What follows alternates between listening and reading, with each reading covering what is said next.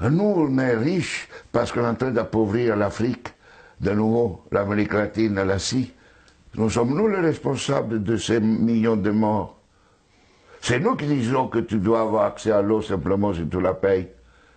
Que je t'amènerai l'eau si je suis rentable.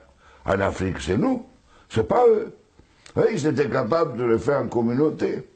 Et donc, à l'heure actuelle, il faut se dire que les guerres qu'on est en train de faire, c'est quoi?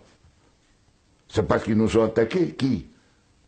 Quand Sarkozy a bombardé la Libye, aucun Libyen n'avait attaqué la France.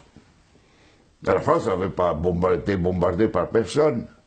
Et nous, quand les Américains ont bombardé Bagdad ou l'Irak, parce que c'était l'ennemi du mal, tous ces millions qui sont morts, et tous ces millions de réfugiés syriens, irakiens, etc., c'est qui eux, ils ont voulu. Et nous, on a le courage après de dire, je vais t'aider pour rester chez toi. Hein? Alors qu'on les a créé des conditions pour qu'ils doivent fuir. Et nous, on va dire hypocritement à cette Europe qui hypocritement donne 6 milliards à la Turquie, 2 milliards aux Libyens pour pouvoir obtenir les gens qui viennent d'Afrique, où on est en train d'alimenter, nous, les guerres. Mais il faut s'arrêter de se raconter des balivernes ici. Hein? Il faut arrêter. La guerre ne se fait plus parce qu'on tue l'ennemi. La guerre est devenue, grâce à la technologisation, elle était aussi d'avant, mais elle est devenue une activité économique la plus rentable après l'industrie pharmaceutique et l'industrie informatique. On fait la guerre parce que c'est rentable.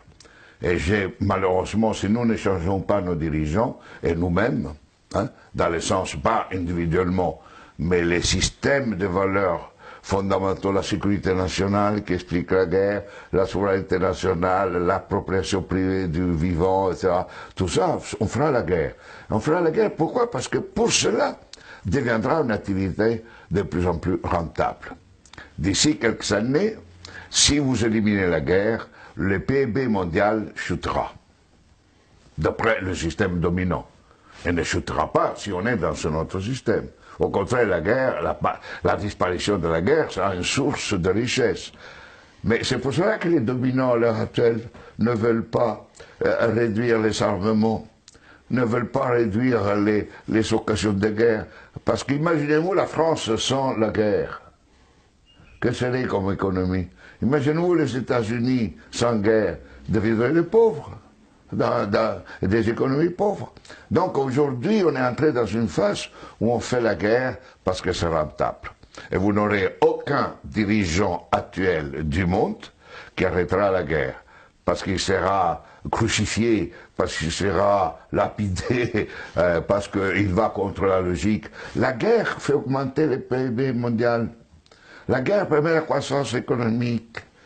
Et on suppose que si on fait la guerre, on augmente la création d'emplois chez nous, non?